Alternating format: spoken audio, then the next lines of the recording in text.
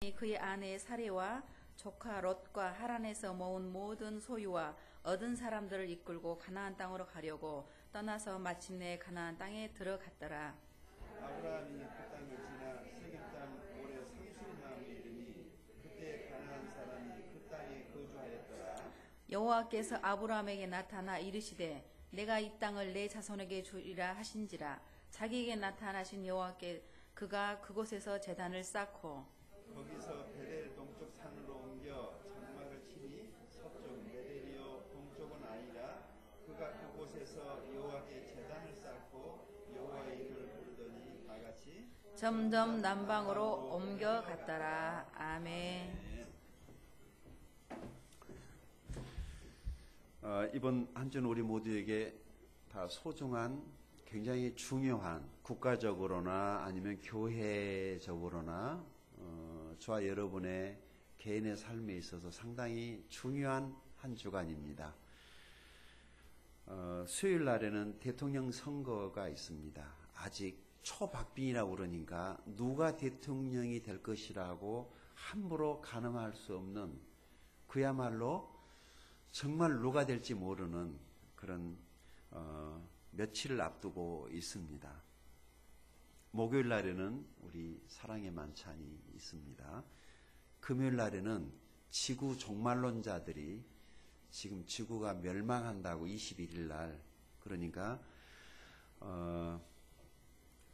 우리 19일 날 대통령 선거하고 20일 날 사랑의 만찬하고 21일 날 예수님이 오셔서 우리를 다 데리고 가면 참 좋긴 하겠는데, 문제는 구원받지 않는 사람들이 이 땅에 아직 있다는 것이, 주님 오신다는 그 기쁜 소식임에도 불구하고 그렇게 썩 기쁨으로 받아들일 수만은 없는, 인정하고 싶지 않는, 정말 하나님이 원하시는 그 구원받아야 될 사람, 이 세상에는 모든 사람들이 구원받기를 원하시는 그 하나님의 그 계획에 어차피 주님 오시는 날 다 구원받지는 못한다는 거 아시죠? 이 땅에 남겨질 사람은 있습니다. 그러나 주님 오시기 전에 다행히 예수 믿고 구원을 받았다면 그 사실만으로도 사실 감사합니다.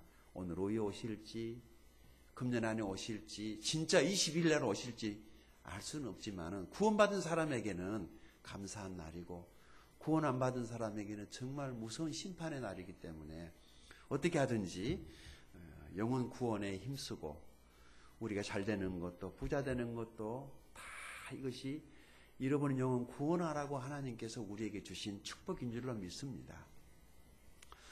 새로운 이제 그런 대통령이 뽑힐지 안 그러면은 어차피 대통령은 새로운 대통령인데 지금 집권하고 있는 당이 연장을 하게 될 것인지 새로운 당이 이제 집권하게 될지 상당히 변수가 있기 때문에 틀림없이 내년도에 우리가 원하든지 않든지 내년에 우리의 삶에는 어쩔 수 없는 몇 가지 시대적 상황 때문에 우리의 삶을 다시 계획을 해야 할 것입니다. 그래서 제가 오늘 2013년도의 교회 계획과 아울러서 저와 여러분의 가정에도 뭔가 신년 계획을 세워야 되지 않겠습니까?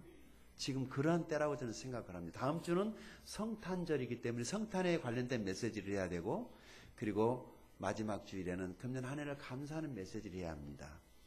1년 52주 동안에 오늘이 이제 3번 남은 설교를 제가 어떤 설교를 해야 될 것인가를 고민하다가 이때쯤에 한번 내년도에 여러분 가정과 사업과 인생에 계획을 해야 한다면은 무엇을 기초로 해서 어떻게 인생을 내년을 계획하고 설계하는 것이 좋을까를 생각을 하다가 여기 오늘 본문을 선택을 했습니다. 하나님의 축복이 있기를 바랍니다.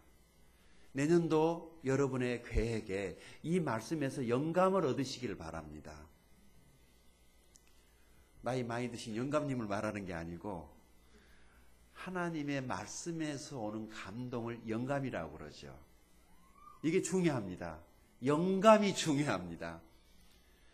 설교에서, 예배에서 제일 중요한 것은 하나님 말씀에서 영감을 얻는 것이 중요합니다. 큐티가 왜 중요하냐면은 하나님 말씀에서 오는 내 마음속에 스며들어오는 것들을 내가 놓치지 않고 붙잡아야 되니까 큐티가 중요합니다. 예배가 왜 중요하냐면은 하나님 말씀을 들으면서 하나님 말씀에서 설교자가 전달해주는 이 말씀 속에서 들려오는 영감을 얻어야 하기 때문에 예배가 중요합니다. 찬양이 왜 중요하냐면 찬양을 부르다가 내 마음속에 영감이 와야 하기 때문에 찬양이 중요하고, 기도를 왜 해야 하느냐면은 내 속상한 것들을 퍼내기도 해야 되지만은 하나님이 나에게 주시는 영감을 얻기 위해서 기도해야 됩니다. 신앙생활 왜 잘해야 됩니까? 왜 좋은 마음으로, 왜 좋은 협력을 하면서, 왜 영적인 리더들이랑 좋은 관계를 가져가야 되냐면은 영감 때문에 그렇습니다. 사람들이랑 관계하지 못하고 트러블 관계에 있으면은 내 마음속에 감정이 뒤엉켜 있으니까 하나님의 영감이 내 마음속에 오겠습니까? 세상에서 죄짓고 나쁜 욕심으로 내 마음속에 세상의 것들로 가득 차가지고 있는 내 마음 안에 하나님의 영감이 올 리가 만무합니다. 텔레비전 보고 있는데, 영화 보고 있는데 영감이 내게 올 리가 만무합니다. 하나님 말씀 앞에 늘 좋은 마음으로 하나님 앞에 열려 있을 때에 내게 하나님의 말씀이 영감으로 와서 그 영감이 나를 변화시키고 내 삶을 변화시키게 되는 줄은 믿습니다. 여러분, 예수 믿는다는 것은 대단히 위험한 일입니다. 아시죠? 왜 위험하냐면 사람이 변하기 때문에. 굉장히 위험합니다. 예수 믿는다는 거 위험한 일입니다, 여러분. 세상 사람들이 그렇게 공부를 많이 해도 잘 변하지 않는데, 어떤 사람이 예수 믿고 나서 금방 변하잖아요. 술 끊고 담배 끊고 그의 삶이 막 변하니까 굉장히 위험한 거예요. 그래서 사람들이 교회에 오는 것을 두려워하는 거예요. 왜냐하면 그렇게 잔소리도 변하지 않던 사람이 교회 다니고 예수 믿다가 변하니까 교회 오는 것이 무섭다는 거예요. 왜냐하면 자기도 저렇게 변할까 싶어서. 그러나 좋은 쪽으로 변하는, 진짜 좋은 것인데 안 좋은 쪽으로 변하는 변화도 있어요. 저는 하나님께서 저와 여러분을 좋은 쪽으로 변화시켜 주시기를 바랍니다. 좋은 쪽으로 변해도 사람들은 그것도 성질난다고 그래요. 참 이상하죠. 나는 좀 네가 바뀌었으면 쓰겠다라고 이렇게 요구해놓고 막상 바뀌면은 그것도 화를 내요. 왜냐하면 네가 그냥 바뀌어야지 왜 예수를 믿고 바뀌었냐는 거예요. 그럼 예수를 믿어야지 바뀌는 걸 어떻게 해요? 예수 안 믿으면은요, 안 바뀌어요. 예수 믿는 것은 대단히 위험한 일입니다. 오늘 여기 성경에 대단히 위험한 한 사람을 우리에게 소개합니다. 그 사람의 이름은 아브라함입니다. 어느 날 하나님이 이 사람에게 말씀을 하셨는데, 이 사람이 이전에 살던 삶을 완전히 버리고 새로운 삶의 현장으로의 시도를 합니다. 그리고 그 사람은 정말 변화된 삶을 살았고 하나님께서 그의 인생을 놀랍게 축복하셨어요. 위대한 삶을 산 거죠. 그레이트라고 합니다. 위대한. 그냥 적당히 밥새끼 걱정 안 하고 그냥 먹고 살다가 비상 하나 세워놓고 죽어가는 그런 게 아니고, 오고 오는 세상 사람들, 예수 믿은 사람들 속에 믿음의 조상이라고 하는, 믿음의 아버지라고 하는 그런 수많은 사람들이 기도할 때, 설교할 때 이 사람의 말을 인용할 수밖에 없는 그런 위대한 사람으로 하나님이 변화를 시킵니다. 그런데 아브라함을 보면 우리랑 다를 바가 없어요. 평범한 사람이었어요. 그가 살던 곳은 그렇게 큰 도시에서 엘리트 최고의 문화 재벌의 아들도 아니었단 말이죠. 아브라함의 아버지 데라는 우상을 만들어 팔던 사람이었어요. 뭐냐면은 복조리 아시죠? 설날만 되면은 이게 우리에게 복을 준다라고 생각을 해서 벽에다가 사서 걸어놓으신 분이 있죠. 나는 어디 신방 가다 그게 눈에 띄면은 그거 예수 이름으로 드러내는 게 그렇게 기분이 좋을 수가 없어요. 복조리가 복을 준다고 믿는 그 생각을 바꿔줄 수 있어야 돼요. 어디든지 가면은 그것을 내릴 수 있어야 돼요. 예수 믿는다면은. 우리 그렇게 안 믿잖아요. 그것이 복 준다라고 믿는 사람들은 부적을 보면은 그것을 뛸 수 있는 용기가 필요합니다. 부적이 복 준다고 믿나요? 그 우리가 동의해 주니까 어떻게 살고 있습니까? 그 사람의 삶에 변화가 없는 거예요. 뭔가 내 삶이 다른 사람의 삶에 영향을 미칠 수 있다면 그 사람은 지도자예요. 그러나 그 사람의 삶에 영향을 내가 받고 있으면은 나는 지도자가 아니죠. 우리 예수 믿는 사람들은 세상에 영향력을, 좋은 영향력을 미쳐야 됩니다. 아브라함의 아버지는 그런 우상단지, 예를 들어서 이것도 이쁘게 만들어 놓고 집에다가 딱 걸어 놓고 이거 복 준다고 믿으면 이건 우상이 되는 거죠. 그게 무슨 우상이었는지 모르지만은 아브라함은 그런 집안에서 자랐어요. 그러나 아브라함은 저건 아닌데 라고 의구심을 가지고 있었을 수도 있었어요. 그도 이성을 가진 사람이었으니까. 그런데 그런 평범한 아브라함을 하나님이 부르셔서 위대한 사람이 되게 했어요. 오늘 그런 이야기입니다. 이런 말씀에 은혜가 있기 바랍니다. 미국에 언제 한번 제가 이 이화를 사용한 것 같은데, 미국에 가면 교회 이름이 라이트 처치라고 하는 이름을 가진 교회가 있어요. 오른쪽 교회예요. 교회 이름이. 라이트, 오른쪽 교회. 그 교회에 이 설립하게 된 배경이 참 재미가 있어요. 이 교회가 시작되기 전에 그 성도들은 다른 어떤 교회에서 예배를 드리고 있었는데, 그 목사님이 세족식을 하게 되면 그 목사님이 언제나 성도들 앉아 있으면은 그 세숫대에 물을 떠가지고 와서 세족식을 할 때 꼭 그 왼쪽 발부터 이렇게 씻게 드리는 거예요. 그래서 그것을 다 아무렇지 않게 생각을 했는 어떤 한 분이 이상하다. 왜 꼭 목사님은 왼쪽 발부터 이렇게 씻지라고 의구심을 갖기 시작을 했어요. 그래서 어느 날 목사님에게 물어와서 얘기를 해, 찾아와서 목사님 왜 왼쪽 발부터 씻겨주십니까? 혹시 우리를 좀 이렇게 다르게 여기고 오른쪽 발부터 해도 되는데 왼쪽 발부터 하는 데는 무슨 이유가 있습니까? 그랬더니 목사님 아니요. 그냥 내가 손이 왼쪽 발부터 가기 쉬우니까 그렇게 했어요. 그래서 설명을 해드렸단 말이죠. 그런데 그 다음 달에 또 세독식을 하는데 이 집사님은 본 거예요. 목사님이 자기가 지난번에 얘기를 했으니까 그게 개선될 줄 알고 봤는데 여전히 목사님이 왼쪽 발부터 이렇게 씻겨드리니까 이 집사님이 그것에 자기가 했던 말이 반영이 안 됐다고 생각을 한 거예요. 목사님은 아무 의도가 없었다라고 그랬으니까 왼쪽을 하든가 오른쪽을 내버려두면 될 일인데 집사님은 꿍한 거죠. 그리고는 사람들이랑 목사님이 자기 얘기를 들어주지 않았다라고 사람들에게 계속 불만을 토로하다가 결국에 그 말을 들었던 사람들이 그러면은 우리가 새로운 목사님을 모셔서 우리의 얘기를 잘 들어주시는 목사님을 모시고 우리가 교회를 하나 시작을 하자고 그래가지고 생긴 교회가 그 교회인데 이름을 어떻게 지을까 고민을 했어요. 교회를 새로 시작을 하려니까. 그래서 이번에 새로 청빙하게 될 목사님은 세독식을 할 때 어디 발부터? 그래서 교회 이름을 오른쪽 교회라고 그렇게 지었다는 거예요. 그것이 그 교회의 설립 배경이에요. 그래서 그 교회에 오신 목사님은 성도들 세독식을 할 때 어디 발부터 씻겼겠어요? 당연히 오른쪽부터 씻겼겠죠.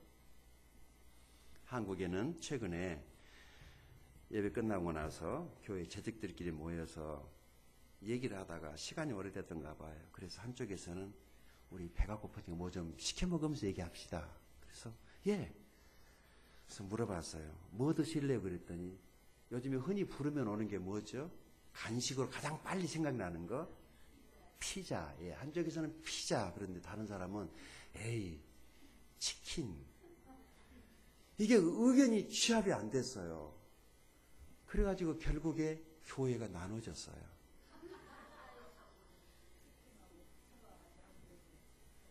치킨 먹으면 어때고 피자 먹으면 어때요?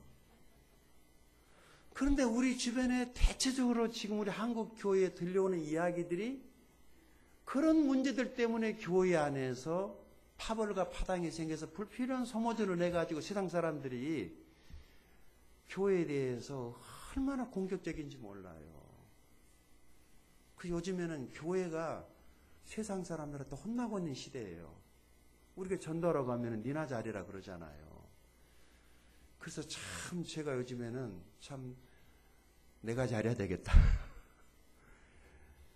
여러분 좀 우리라도 좀 이렇게 서로 화합하는 모습을 좀 보여줬으면 좋겠어요. 대선 주자들이 하나같이 통합을 얘기합니다. 뭔가 사회가 나눠져 있기 때문에 보수와 진보가 나눠져 있고 지역이 나눠져 있고 소통이 안 되니까 그 사람들 유세하는 얘기나 신문을 들어보면은 한결같이 통합이에요. 통합. 왜냐하면은 나눠져 있단 말이죠. 사단이 하는 일이 뭐죠? 교회를 분리시키고 분열시키고 가정을 분리시키고 분열시키고 직장을 나누고 사람들을 나누고 일이 나누고 절이 나누고 쪽파 양파 대파 막 뜯어 갈기고 나누고 피자는 나눠야지 먹기는 좋은데요. 통째로는 못 먹으니까. 그러나 생각해 보세요. 그 물을 칼로 나눌 수 있나요? 나눠질 수 없는 것을 나누겠다고 하는 것처럼 어리석은 일이 어디 있습니까? 하나님의 교회는 일이 나눠도 하나고 절이 나눠도 하나고 하나님이 볼 때는 결국에 하나입니다. 아세요? 우리끼리 어쩌고저쩌고 지금 하는 얘기지. 저 위에서 내려다보면은 이 세상에는 교회가 하나밖에 없습니다. 구원받은 사람들은 다 교회예요. 이런 큰 마음을 가지고 성경을 보면은 성경이 그렇게 어렵지 않다는 것을 쉽게 알 수가 있어요. 여기 오늘 보니까 아브라함의 이야기를 하고 있는데 아브라함이 위대한 삶을 시작하게 된 것은 하나님의 음성을 들으면서부터입니다. 우리 1절을 다시 한번 읽어볼까요? 창세기 12장 1절입니다. 같이 읽어보십시다. 시작. 여호와께서 아브라함에게 이르시되 너는 너의 고향과 친척 아비집을 떠나 내가 내게 보여줄 땅으로 가라. 아멘. 여기 아브라함이라고 그랬어요? 아브라함이라고 그랬어요? 읽을 때 어떻게 읽어야 되겠어요? 나중에 아브라함이 되는 겁니다. 지금은 아브라함이에요. 정확하게 이해하셔야 돼요. 왜 나중에 아브라함이 되느냐? 이유가 있어요. 여러분 교회만 왔다 갔다 한다고 그래서 그것이 구원은 아니죠. 내가 예수 믿고 구원을 받아야만이 그리스도인이 되죠. 그때 내 이름이 하나님 나라 생명책에 있으니까 똑같은 나는 난데 다른 거죠. 저는 여러분이 내가 정말 오늘 죽어도 천국에 갈 수 있다라고 하는 그런 구원의 확신이 있게 되기를 바라요. 이것이 중요해요. 이것이 그리스도인, 교회만 다녀서 직분 받았다 이게 문제가 아니라 요즘에 지금 왜 대선에 무슨 아세요? 윤모 목사님? 참 재밌더라고요. 그 목사님이 왜 그런 일을 하시는지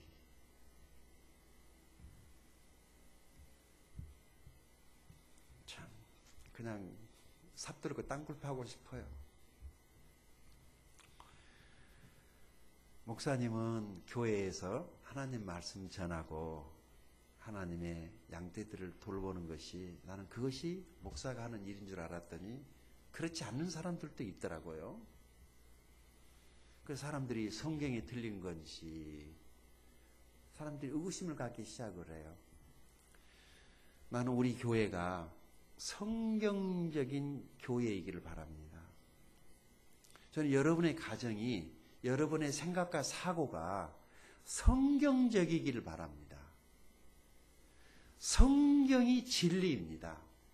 이 세상 사람들이 수억이 어떤 합의점을 만들어 놨어도 성경이 그렇지 않다 그러면 아닌 것입니다. 언제나 성경에 와야 합니다. 성경이 결론이고 성경이 권위가 돼야 됩니다. 성경 말씀 안에 교회의 모든 사역의 내용들이 성경에 자세하게 있기 때문에 우리 성서침례교회는 성경책 외에 또 다른 법을 가지고 있지 않다는 것이 우리 성서침례교회의 장점입니다. 그러나 다른 여타의 교단 교회들은 이 책 말고도 또 다른 헌법이라고 하는 것을 만들어 놓고 성경도 지켜야 되는데 그 교단의 법을 준수하고 가야 되니까 상당히 엄격하겠죠. 그러나 우리 성서침례교회는 하나님의 말씀에서 모든 기본을 가지고 오고 있기 때문에 여러분도 가능한 한 성경 안에서 인생을 살아가는 모든 해답을 찾을 수 있기를 바랍니다.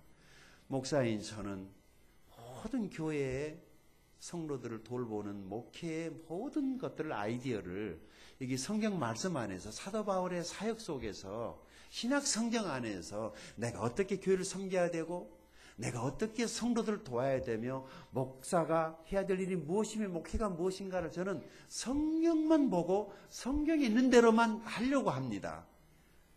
혹시 여러분들과 생각이 좀 다를 수 있어도 나는 성경 앞에 오면은 서로 다 만날 수 있다고 생각을 합니다. 그러니까 적어도 다른 교회하고 비교하지 마시고 저와 여러분이 다니고 있는 교회는 성서침례교회이기 때문에 이 성서침례교회는 성경에서 모든 신앙의 기본을 가지고 온다는 것을 염두에 두시고 말씀을 쫓아갈 수 있기 바랍니다. 여기 아브라함, 여호와께서 아브라함에게 말씀하셨어요. 뭐라고 말씀하셨어요? 너는 너의 고향과 친척과 아버지 집을 떠나 내게 보여줄 땅으로 가라고 말씀을 하셨어요. 그런데 이때 아브라함이 기도하고 있을 때 이 말씀이 왔는지 아니면은 밭을 메고 있을 때 이 말씀이 왔는지 집에서 설거지하고 있을 때 하나님이 아브라함에게 말씀하시는지 잘 모르겠어요. 그러나 중요한 것은 하나님이 아브라함에게 말씀하셨다라고 하는 것이 중요합니다. 여기 아브라함의 이야기를 11장 27절에서 하고 있어요. 제가 읽을 테니까 우리 같이 한번 읽어가 볼까요? 창세기 11장 27절에서 32절까지 같이 읽습니다. 시작. 데라의 족보는 이러하니라. 데라는 아브라함과 나홀과 하란을 낳았고 하란은 롯을 낳았으며 하란은 그 아비 데라보다 먼저 고향 갈대아는 우리에서 죽었더라. 아브라함과 나홀이 장가들었으니 아브라함의 아내 이름은 사레이며 나홀의 아내 이름은 밀가니 하란의 딸이요 하란은 밀가의 아버지며 또 이스가의 아버지더라. 사레는 임신하지 못함으로 자식이 없었더라. 데라가 그 아들 아브라함과 하란의 아들인 그의 손자 롯과 그의 며느리 아브라함의 아내 사라를 데리고 갈대아인의 우를 떠나 가나안 땅으로 가고자 하더니 하란에 이르러 거기 거류하였으며 데라는 나이가 205세가 되어 하란에서 죽었더라. 아멘. 아브라함의 아버지가 데라죠. 몇 살에 죽었다고요? 205세가 되어 죽었어요. 오늘 큐티 하시는 분들은 욥기서가 끝나는 마지막 장면에 와 있다는 것을 아침에 읽고 오셨을 거예요. 그 욥의 길고 긴 고난의 이야기를 하나님이 너무 짧게 마무리해서 속상하더라고요. 어쩌면 그게 인생이지 않는가.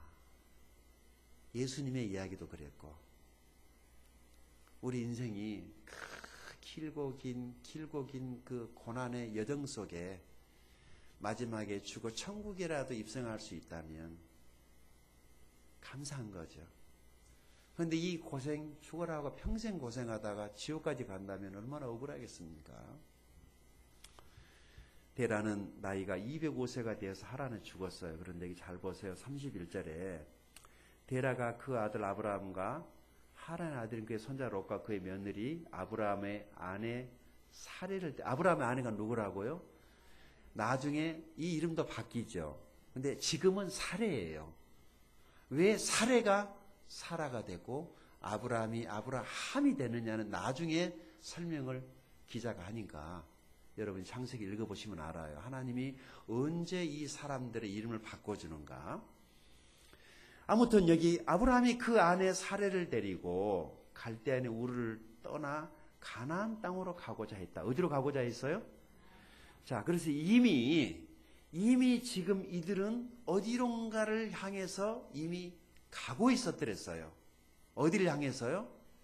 가나안 땅을 향해서 지금 가고 했는데 목적지는 가나안이었는데 가다가 중간에 잠깐 머물렀네요. 어디에 머물렀어요? 하란에. 그래서 이제 서울을 향해서 서울 가서 살자. 자식을 낳으면 서울에.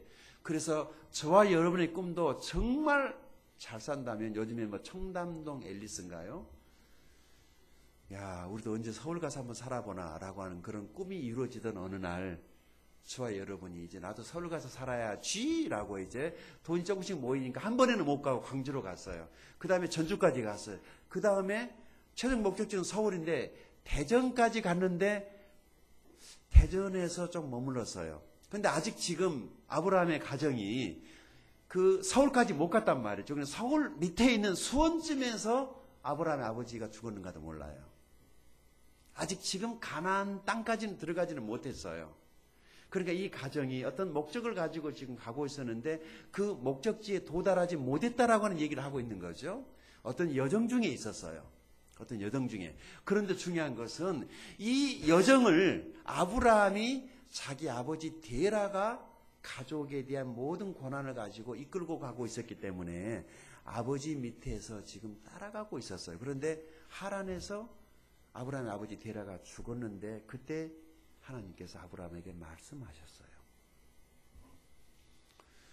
혹시 우리 중에 아버지가 먼저 이렇게 소천하신 분들이 우리 중에 있을 거예요. 저도 21살 때 아버지가 먼저 이렇게 하나님 부르시 소천하셨는데 그때 아버지가 돌아가신 이후에 제 삶은 상당히 힘이 들었습니다. 왜냐하면은 아버지가 계실 때는 몰랐는데 아버지가 딱 돌아가시고 나니까 그야말로 무슨 기둥이 하나 무너진 것 같아가지고 너무너무 힘이 들었습니다. 눈물밖에 안 나왔습니다. 그냥 병상에 계신 그 모습으로라도 아버지가 있다는 것이 내게는 힘이었는데, 내게는 아버지가 있다는 것이 힘이었는데, 그 아버지가 물론 뭐 돈이 많은 거나 그렇진 않으셨지만은 자식에게 있어서 아버지라고 하는 것에 대한 그 자리가 그렇게 큰 것인가를 아버지가 딱 돌아가시니까 알겠더라고요. 너무 힘들었어요.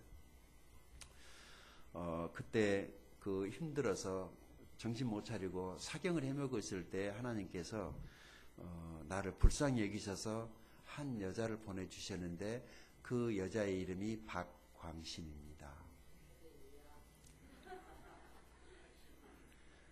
그리고 결혼하게 됐죠. 근데 이 여자는 나를 돕기 위해서 왔지만은 이게 아군인 줄을 이렇게 내가 일찍 알았어야 되는데 나는 적으로 생각을 한 거죠. 같이 사는 사람은 적군이 아니고 아군입니다. 근데 그 영원한 야당 부인들은 늘 남편이 뭐 하자고 그러면은 예스라기보다는 언제나 반대부터 해놓고 다음 얘기를 하니까 그래서 남편들이 힘들어하죠. 그냥 하자 그러면 무조건 예 하는 게 아니라 먼저 일단 잠깐 스톱 검문하겠습니다. 그래서 모든 내용을 다 자기가 생각을 해보고 동의가 되면은 승낙을 하겠다는 거예요. 이제 이런 게 서로 이제 조화를 이루어 가는 것이니 가정생활을 생각을 하는데 일단 지금 아브라함에게서 데라가 아버지가 모든 것을 다 죽어나가다가 아버지가 돌아가셨어요. 그러니 아브라함은 얼마나 힘이 들었겠습니까? 그럴 때 하나님께서 아브라함에게 말씀하셨다. 이게 중요해요. 뭐라고 말씀하셨어요?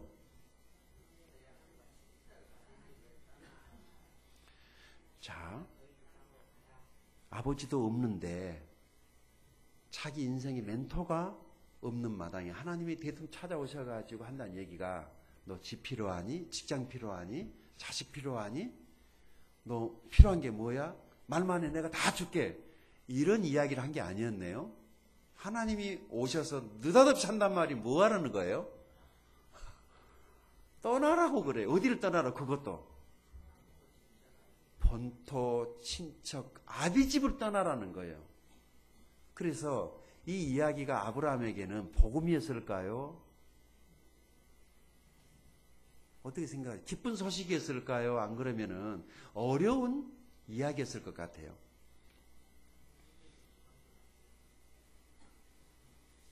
우리 말로 하면 밑도 끝도 없이 느닷없이 하나님이 오셔서 한단 말이 네가 살아왔던 그 삶의 본거지를 고향을 떠나라. 친척 다 떠나라. 그리고 네가 익숙했던 친구들이라든지 그 모든 것들로부터 네가 떠나야 한다고 이렇게 말씀을 했어요. 그래서 아브라함이 얼마나 힘들었겠습니까? 한 번이나 생각도 안 해봤을 거예요. 떠난다는 것에 대해서. 왜냐하면 아버지 따라왔기 때문에. 여러분, 제가 가끔씩 선교지를 가면 이런 게 있습니다.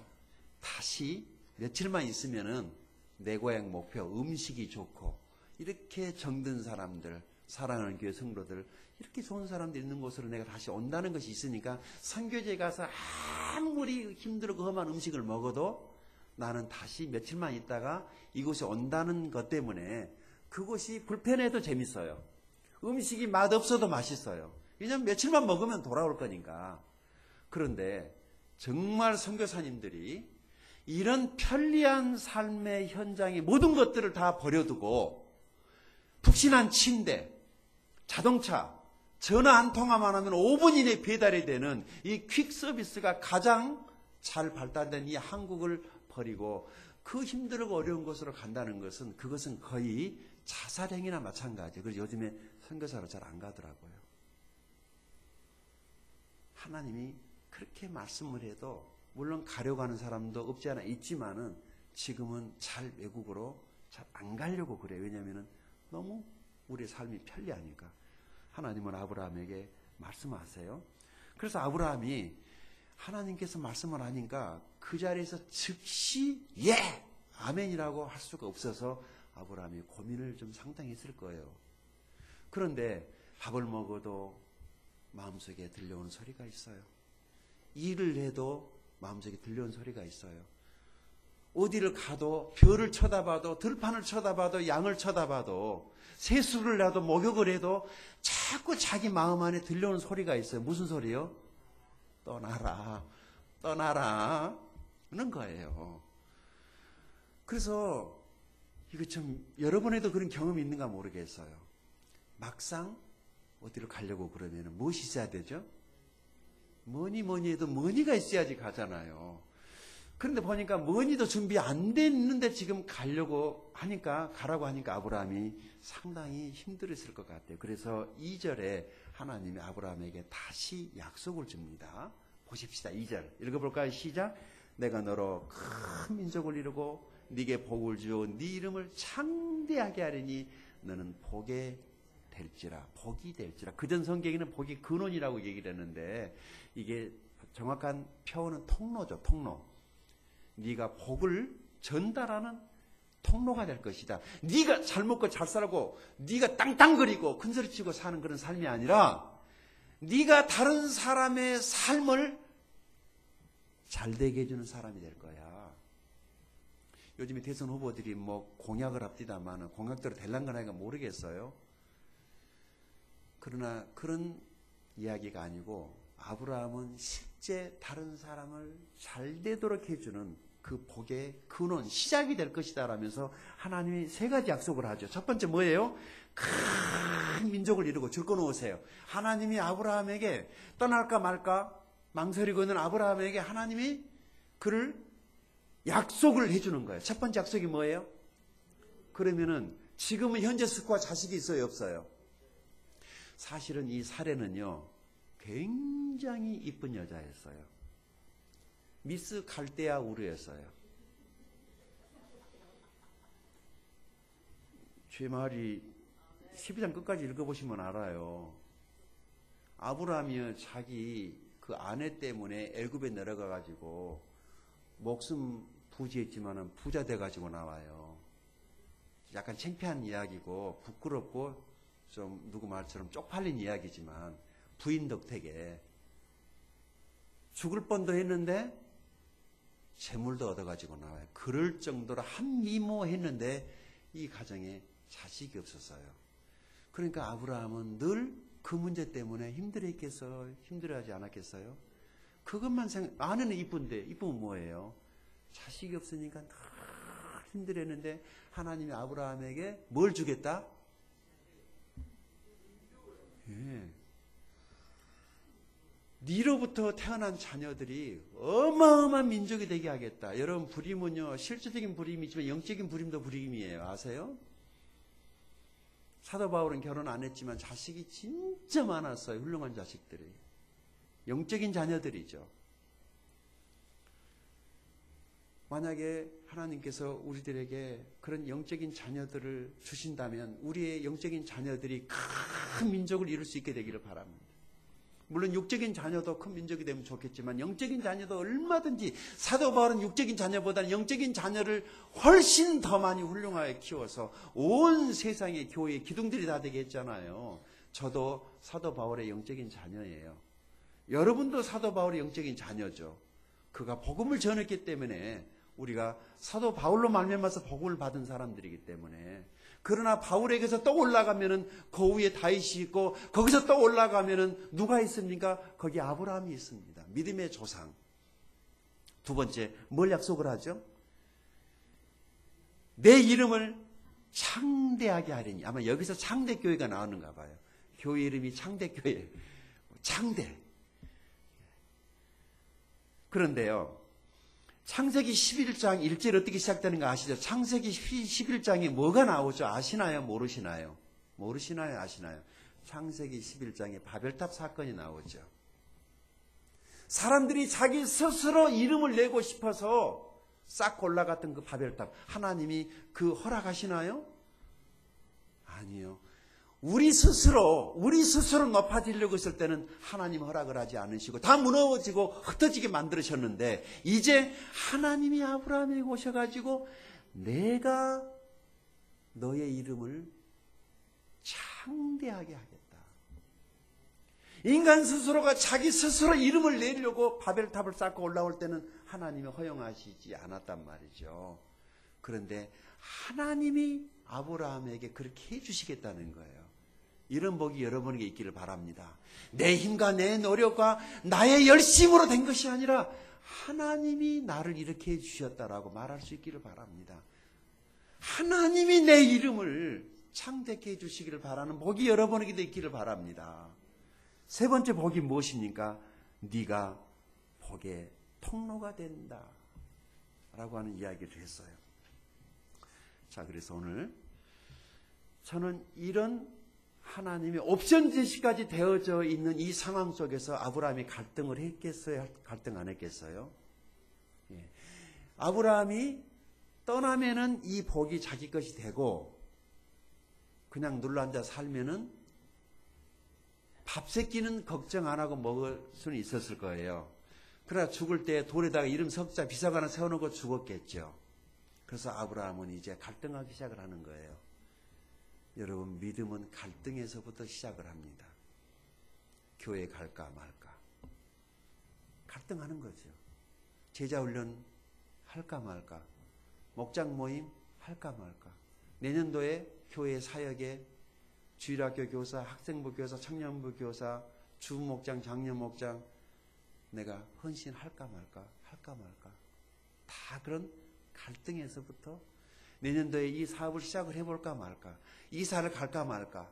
뭔가 사람들에게 바로 지금이 그런 시기 아닌가요? 제 마음속에도 여러 가지 생각들이 지금 교차되는 시점이 있어요. 내년에 우리 교회에 어떤 사역의 목표를 세워야 할까? 내년에 성도들의 삶을 어떻게 내가 섬겨서 보다 더 나은 삶으로 가게 해야 될까? 이렇게 해야 될 것인가 저렇게 해야 될 것인가에 대한 수많은 갈등들이 선택의 그런 기로에 서 있습니다. 여러분, 믿음이라고 하는 것은 선택이죠. 아브라함이 지금 상당히 무엇을 선택을 해야 될 것인가? 다시 말해서 내가 이것을 선택을 하게 되면 이것을 포기해야 되고, 이것을 선택을 하게 되면 저것을 포기해야만 하는 상황 가운데서 지금 내몰려 있는 거예요. 그러면은 하나님이 오셔서 차라리 말씀을 안 했으면 갈등할 필요도 없죠. 우상단지 만들어 팔아먹고 살면 되니까.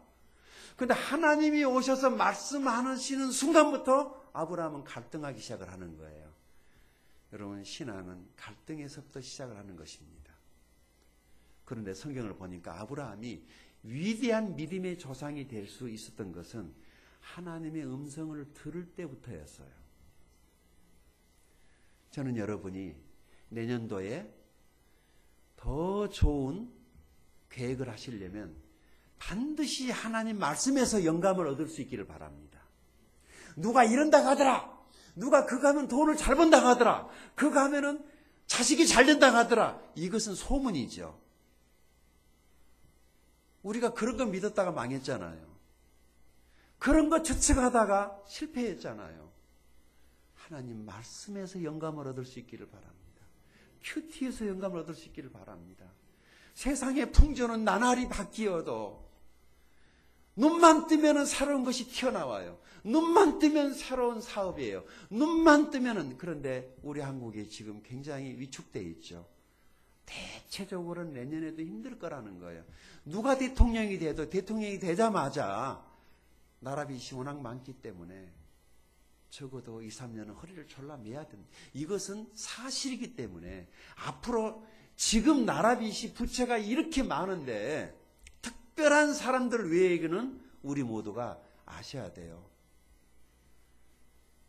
그렇게 갑자기 잘 된다라고 하는 것에 대해서 그렇게 긍정적인 평가를, 위험한 그 평가는 그러지 않아요.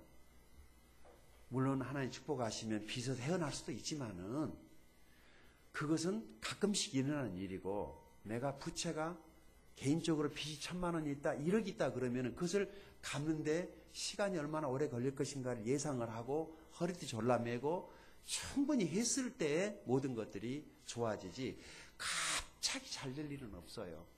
이 힘든 상황 속에 하나님의 말씀에서 영감을 얻어서 내년에 여러분의 어떤 계획을 결정할 수 있게 되기를 바랍니다. 그 계획이 자녀의 학업이든 이사든 직장의 이직이든 아니면 뭔가 인생의 중대한 결정을 내려야 한다고 할 때 반드시 하나님의 말씀에서 영감을 얻을 수 있기를 바랍니다. 아브라함은 하나님이 말씀하시는 말씀을 들었단 말이죠. 그런데 아브라함이 아직 결정을 못하고 있어요. 아브라함이 아직 결정을 지금 못하고 있어요. 자, 그래서 이제 하나님이 다시 한번 아브라함에게 약속을 하나, 보너스를 더 주시는 것이 3절이에요. 읽어볼까요? 자, 3절 읽어보십시다. 시작.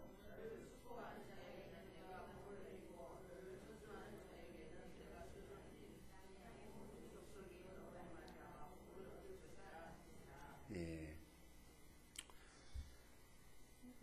기가 막힌 약속을 주셨어요. 누가 너를 손가락질하거나 누가 너를 향해서 재수없는 소리를 하거나 너에 대해서 부정적인 말을 하거나 네 인생을 괴롭히면은 내가 그 인생을 저주해버리겠다. 그러나 너를 옆에서 도우려 하고 너랑 함께 하려고 하고 그런 사람은 내가 축복을 해주겠다고 하나님 약속하신 거예요. 여러분, 이스라엘을 공격한 나라들은 한 나라도 살아남지 못했어요. 이상하죠. 하나님이 이스라엘을 붙잡고 있으니까. 성경은 이스라엘을 위해서 기도하라고 그럽니다. 그러면 그 나라를 축복해 주는 거예요. 이 약속 때문에. 이 약속 때문에 그렇습니다. 하나님의 종들을, 하나님의 교회를 세우고 섬기고 같이 하려고 하고 동역하고 도와주려는 사람들, 그 기업, 가정을 하나님이 잘 되게 해줍니다. 그러나 하나님의 일, 하나님의 종, 하나님의 나라의 일을 괴롭히고 공격하고 부정적이고 악한 일을 하는 사람들은 하나님이 그것이 단체면 단체를 없애버리고 회사면 회사를 없애버리고 그 사람 개인이면 개인을 하나님이 다 멸해버린다라고 하는 것들을 역사가 증명하지 않습니까? 바로 여기 3절 때문에 그렇습니다. 이것은 축복이에요. 하나님이 아브라함에게 옵션 제시를 해주는 거예요. 너 이래도 떠날래 안 떠날래? 자, 이제 아브라함이 마당을 빙빙 돌면서 고민했겠어요, 안 했겠어요? 기도했겠어요, 안 했겠어요? 별을 보면서 물을 마시면서 아브라함은 엄청 고민을 많이 했을 것입니다. 바로 이번 주까지만 이런 혼란이 있기를 바라고, 대선도 끝나고 사랑의 만찬도 끝나고 지구 종말론도 올지 안 올지 모르지만 다 끝나면은 다음 주에는 우리 전혀 새로운 마음으로 만날 수 있기를 바랍니다. 내가 믿음으로 무엇인가를 선택했다라고 하는 그 초이스, 아브라함처럼 갈등하다가 내가 무엇인가를 결정했다라고 하는 그 결정사항을 가지고 하나님께 예배하러 올 수 있기 바랍니다. 다음 주는 성탄 주일이잖아요. 예수님 오신 것을 정말 같이 기뻐하는 그런 주일로 만날 수 있기를 바랍니다. 두 번째, 이 아브라함이 그 위대한 믿음의 조상, 위대한 삶을 살기 시작했던 것이 무엇 때문이냐면은 하나님의 말씀에 믿음으로 반응했기 때문이에요. 그게 4절입니다. 자, 읽어볼까요? 4절 시작. 이에 아브라함이 여호와의 말씀을 따라갔고 롯도 그와 함께 갔으며 아브라함이 하란을 떠날 때 75세였더라. 아멘. 여기 4절에 이에, 이게 무슨 의미로 여러분에게 느껴지십니까? 하나님이 아브라함에게 떠나라고 그랬고 2절에 약속을 줬고 아브라함이 결정을 못하니까 하나님이 더 큰 보너스로 아브라함의 결정을 할 수 있도록 도왔단 말이죠. 그래도 아브라함이 갈등을 했을까 안 했을까요? 그 얘기예요. 이에. 아브라함이 고민을 많이 했을 거예요. 여러분, 제가 15년 전에 제가 섬기던 교회에서 목사 안수 받고 중국으로 해서 북한을 갔다 왔을 때 저는 한국에서 미처 보지 못한 것을 중국에서 북한에서 보고 왔습니다. 지금도 그쪽 얘기를 하면 자유스럽지 못한 때에 그 중국에서 북한 변방을 가서 그 꽃제비들을 만나고 그들의 삶 속에서 그들을 봤을 때 저는 충격이었습니다. 나는 그때 한국에 내가 만약에 하나님이 살려서 보낸다면은 그전처럼 그렇게 살아서는 안 되겠다는 결심 각오를 하고 한국에 돌아왔습니다. 그리고 내가 섬기던 그 교회, 목사님은 그냥 있으라고 그랬습니다. 그냥 부목사로 있으면 나의 생활에, 자녀들의 교육에 모든 것들을 다 보장해 주겠다라고 제 아내에게. 목사님이 할 수 없는, 오죽했으면 그런 옵션까지 제시했을까? 저는 충분히 이해가 됩니다. 근데 그때 그것을 제가 거절해야만 했습니다. 내가 가서 본 게 있기 때문에. 그래서 용기 있게. 그러나 그것이 그분에게는 속상한 이야기였어요. 그러나 나는 결정을 해야만 했습니다. 새로운 길을 가야만 했습니다. 그래서 이곳에 왔습니다. 나는 목포에서 목회할 계획 전혀 없었습니다. 나는 만약에 목회를 해야 한다면 목포가 아니고 이곳에서 40년간 살았으니까 다른 데서 기왕에 새로 시작을 한다면 서울 근교로, 가능한 목포에서도 멀리 갔으면 좋겠다. 아니, 나는 중국을 갔으면 더 좋겠다. 그러나 하나는 중국까지 못 보내준다면 교회를 개척을 해야 되는 목포가 아닌 곳에, 아니면 무안에라도, 하여간 목포는 벗어나고 싶었어요. 왜냐하면 그때 그 목사님과 교회가 있는데 여기다가 교회를 개척한다는 것은 거의 죽음, 자살행위나 다름이 없는 일이었거든요. 불가능한 거였고 안 되는 거였죠. 그런데 40년 만에 하나님께서 나를 옮겨주셨는데 내가 정확하게 살던 집으로부터 이곳까지를 차로 재보면은 4km 정도나 밖에 안 돼요. 40년 만에 몇 킬로 옮겨줬어요? 4km 옮겨줬어요.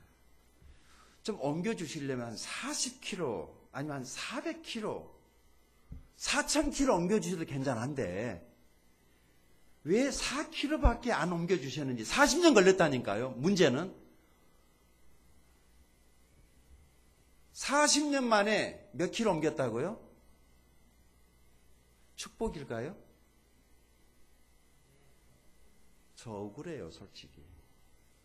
40년 살았는데 4km밖에 이동을 못했다니까.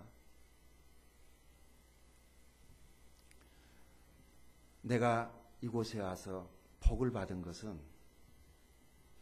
바로 여러분을 만났기 때문에.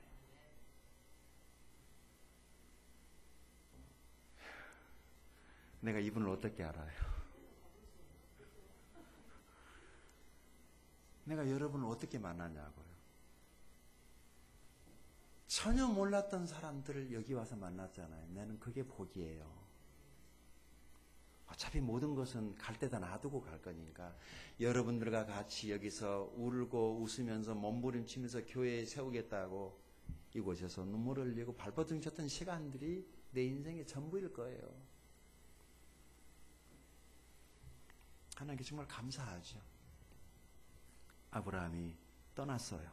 여기 4절에 보니까 자 다시 읽어보십시다. 시작. 이에 아브라함이 여호와의 말씀을 따라갔고 롯도 그와 함께 갔으며 아브라함이 하란을 떠날 때 몇 살이요?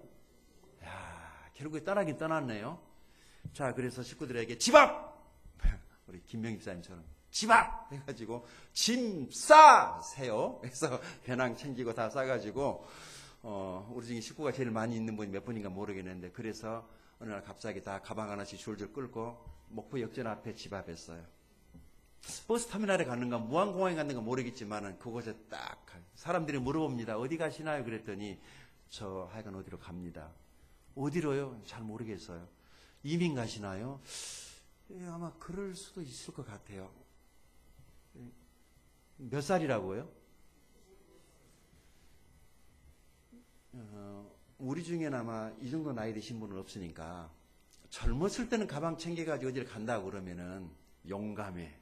아, 저 사람 좀 뭔가 좀 새로운 일을 시도할 수 있는 용기 있는 사람이거나 그렇게 말할 수 있는데 75세 할아버지가 가방 챙겨가지고 자기 조카 롯을 데리고 지금 어딘가를 가야 한다고 나섰을 때 그것을 바라보는 사람들의 시각이 어떠했겠어요? 혹시 노망하지 않았을까? 치매가 와가지고 여러분 대개 떠날 때 보니까 망해가지고 떠납니다. 아니면은 밤꽃집이라고 그런가요? 밤에 내가 이순신 장군이 했던 그 명언처럼 나의 사라지는 것을 사람들에게 알리지 말라 그러면서 사라지는 사람들이 있어요. 직장인들은 나의 퇴근을 다른 사람들에게 알리지 말라. 나는 다만 사라져갈 뿐이다. 그렇게 사라지거나 안 그러면 돈을 엄청 벌어가지고 이제 그 돈을 많이 벌었으니까 그 돈 번 거 가지고 좀 남의 나라에 가서 폼나게 살기 위해서 가거나 아니면 눌러 앉아 살거나 대체적으로 그러잖아요. 근데 아브라함은 지금 무엇 때문에 자기의 삶의 본거지를 떠나고 있습니까? 하나님의 말씀 때문에. 두 번째, 믿음 때문에. 아브라함이 하나님의 말씀에 순종을 한 거죠. 그러나 이 믿음의 순종이 그렇게 썩 좋아 보진 않는다는 거죠. 우리가 믿음으로 무엇인가를 선택하고 나면은 영 자세가 안 나옵니다. 사실은 믿음으로 산다고 그랬는데 사람들이 내가 믿음으로 살려고 하는 이 결단을 막는 사람들도 있더라고요. 내가 사역자로 헌신을 하니까 나를 막는 사람이 있었어요. 내가 그렇게 세상에 빠져 살 때는 정신 좀 차리라고 그렇게 했던 우리 누나가 내가 정신 차리고 목회자가 돼서 좀 사람답게 살려고 그랬더니 야, 돈 벌어야지. 너 어떡하려고 그러니? 세상에 있을 때는 그렇게 하면 안 된다고 그래놓고 내가 이제 좀 착하게 살려고 그랬더니 또 그렇게 살면 안 된다고 그러더라고요. 이 믿음으로 산다는 게 그렇게 힘든 거예요. 여러분 우리가 믿음으로 살면 막 박수 쳐주고 플랜카드 들고 잘했다고 막 꽃다발 들고 그런 것이 아니라 누가 선교사를 헌신을 하면은 목회자가 되겠다 헌신을 하면은요 잘했다고 막 꽃다발 들고 축하하는 것이 아니라 다 옆에서 미쳤다고 말하거나 돌았다고 말하거나 누가 선교지 간다고 그러면 오 그랬어? 내가 네 후원해 줄게 그런 것이 아니라 야 정신 차리라 다시 한번 생각해봐라 미친 짓이야. 여기서도 이렇게 좋은데 뭐하러 거기 가려고 그러냐고. 그래서 믿음의 발목을 잡는 거예요. 그러나 아브라함은 믿음의 길을 떠났다라고 하는 것이 중요합니다. 여러분 내년에는 믿음으로 아브라함이 떠났던 것 같은 어떤 것들로부터 떠날 수 있게 되기를 바랍니다. 그것이 축복입니다. 떠날 때 기억해야 될 것이 있어요. 이것은 써놓으세요. 그냥 떠나라는 것이 아니에요. 무언가 더 중요한 것을 위해서는 떠나라는 거죠. 보기 싫으니까 어디로 가란 말이 아니에요. 떠날 때는 무언가 더 중요한 것을 위해서. 그래서 익숙했던 것들을 떠나라는 거예요. 어떤 사람이 그 지금까지 해왔던 그 안일한 신앙생활, 이를테면 일주일에 주일 오전 예배에 한번 살짝 왔다가 가버리는 식의 이런 종교생활에서 떠나서 보다 더 깊은 신앙에 헌신할 것에 대한 하나님의 부르심일 수도 있어요. 안일한 데서 떠나라는 것이죠. 어떤 사람에게는 자기 감정에 매어 살던 사람, 누가 무슨 말만 하면 노발, 대발, 소발, 말발 해가지고 난리를 치는 자기 감정을 다스리지 못하는 이런 구태에 의연하면서 떠나라는 거죠. 예수님처럼 온유하고 온화하고 자기 감정을 다스릴 줄 알고 다른 사람들을 케어해 줄 수 있는 그런 사람. 늘 부정적인 말을 했다면 이제 긍정적인 말을 하는 삶으로의 하나님의 부르심일 수도 있다는 것입니다. 어떤 사람에게는 공동체적인 삶에 헌신하라고 하나님이 부르시는 부름일 수도 있어요. 나 혼자만 잘하면 되지 라고 하는 것에서 떠나서 힘들고 어렵지만 같이 부대끼면서 서로 의견이 다른 사람들과 조율하면서 맞춰가면서 얘기하면서 풀지 못할 일이 어디 있어요. 그러나 혼자 웅크리고 앉아있으면 어떻게 아냐고요. 내 마음속에 무엇이 들어있는지. 여러분 자주 다른 사람들과 대화하면서 제자들과 대화하면서 성도들과 교제하면서 여러분의 생각을 나누고 내 생각이라면 버리고 하나님의 생각이라면 주장하셔서 주의 뜻이 이루어질 수 있기를 바랍니다. 네 번째, 어떤 사람에게는 그 세상적 문화적 가치나 안 그러면 하나님보다 더 사랑하고 있는 어떤 것들로부터 떠나라는 부르심일 수도 있어요. 잘못된 습관이라든지 이런 것들로부터의 떠나라는 것이죠. 어떤 사람에게는 그동안 한 번도 시도해보지 않은 신앙의 모험, 이를테면 전도하는 것, 한 번도 전도 안 해본 사람이 전도하는 것 힘들겠죠. 시도해보라는 거예요. 어려운 사람 찾아가는 것, 돌봐주라는 것. 안 그러면 온전한 11조를 드리는 일에 큐티하는 사람이 큐티하는 것, 제자훈련 모임에 안 오던 사람이 제자훈련에 오는 것, 목장 모임에 함께하는 것, 기도회에 안 그러면 교회 청소나 여러 봉사에 안 해보던 사람이 그 일을 하라고 하나님이 그를 부르고 있는 부름일 수도 있다는 거예요. 그리고 어떤 사람에게 그것이 진짜 문자 그대로 현재의 삶과 직장을 떠나서 선교지로 가라는, 신학교로 가라는, 목회자로 헌신하라는 실제적인 부름일 수도 있습니다. 그러나 여러분 떠나면 축복입니다. 결단할 수 있기 바랍니다. 그 부르심에 순종해서 떠나면은 하나님이 축복해 주실 것입니다. 마지막 하나만 더 말씀드리고 마칠게요. 그것이 아브라함의 이후의 삶에 대한 이야기가 여기 나오는데 5절 하반부에 보면은 마침내 어디에 들어갔다? 예, 떠난 건가요? 예, 마침내 가나안 땅에 들어갔어요. 그런데 아브라함이 이 땅에 들어가 가지고 이제 7절, 8절을 한번 읽어볼까요? 같이 읽습니다. 시작.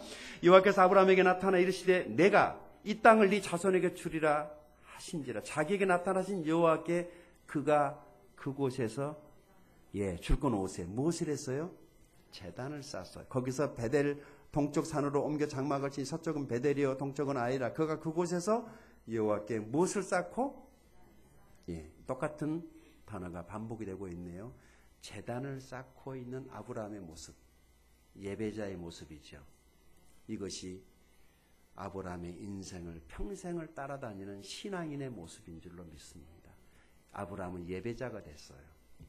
믿음의 조상이 되었다는 것은 그는 언제나 예배의 자리에 있었다라고 하는 것입니다.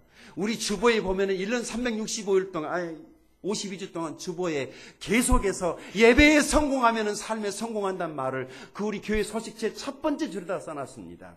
여러분 내년에는 예배의 변화가 있게 되기를 바랍니다. 예배는 중요합니다. 예배는 중요합니다. 말씀을 정리합니다. 털고 일어나는 날이 있어야 합니다. 용기가 필요할 것입니다. 한번 생각을 해보십시오. 믿음의 거룩한 상상력을 동원해서 여러분이 내년에 이 그 삶의 안일한 자리에서 떠나서 하나님이 원하시는 어느 자리에 여러분이 가 있을 때 여러분의 그 변화되어져 있는 모습을 한번 상상해 보십시오. 이것을 거룩한 상상이라고 그럽니다. 그것을 꿈을 꾸면서 그 자리까지 갈 수 있기 바랍니다.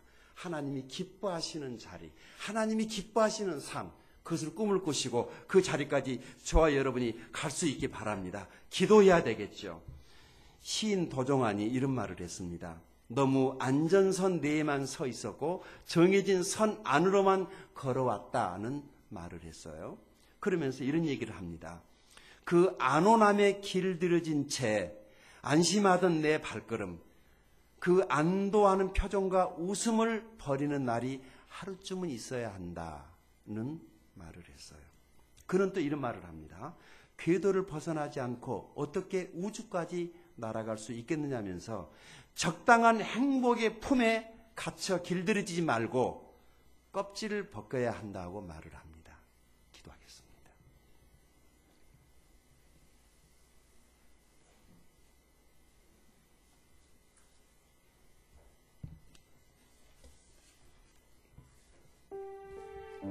털고 일어나야 합니다.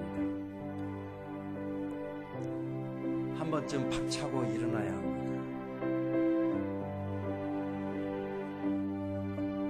털어야 될 것이 무엇입니까?